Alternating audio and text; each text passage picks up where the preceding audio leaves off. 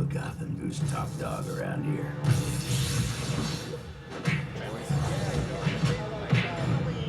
Amazing to be back. If that's your best Batman, you're not going to fool anyone, Grayson. There's no way you're going to pull this off without my help. If Batman doesn't return soon... I know. All bloody hell's gonna break loose. This is Stuart Allen, and you're watching Krypton Chronicles. How did you approach the Batman character as being the one who needed to be saved this time? Oh, okay. Well, I mean, in most of our animated films that with Batman in it, Batman usually comes up with a plan that saves everybody.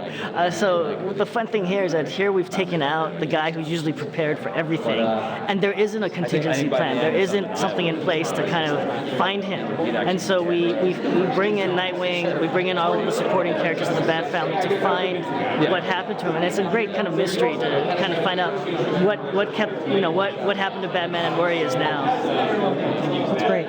That's very interesting. So do you think there'll be a showdown with Talia and the other villains at the end who disappeared? Oh, you'll see it in this film. There is a very big showdown at the very end. A big showdown. Yes, all right. That's great. That's great.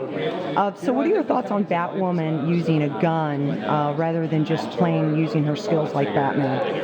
Well, I mean, it's in her background. I mean, when you look at her in the comics, as well as her military training, her father training her, that's what kind of sets her apart, different than, Nightwing. Nightwing, Damien, and Batman all use the kind of James Bond type of gadgets, whereas Batwoman, she has a military background, so I'm okay with it. I mean, in Flashpoint, I had Thomas Wayne who used guns, so I tried to kind of take what I did with him and kind of push it a little different and give it a little bit more elegance to it.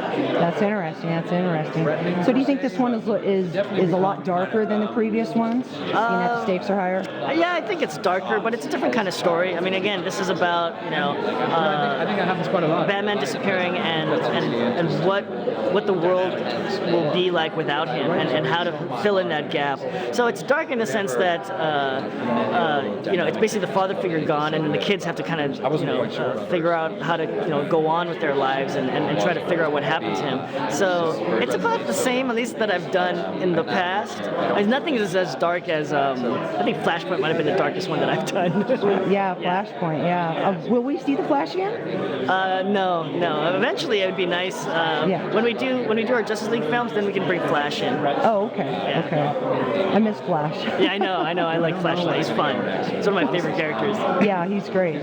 But this is really a Nightwing movie where Nightwing kind of puts on the cowl and is the successor to Bruce, and it's about him. It's about that storyline. That's interesting. Wow. Are you guys ever going to branch off into that? I mean, I know it's going far into the future. But I mean, it'd be great. I mean, it all depends on how these movies do. I mean, if they do well, then I'd love to do a Batwoman solo film. I'd love to do a Batwing solo film. But again, it all depends on how these things sell. I mean, I work from project to project, and we go from there. All right. Well, thank you, Jay. Yeah, thank you so much. All right, and enjoy the movie tonight. All right, thanks. All right, bye-bye.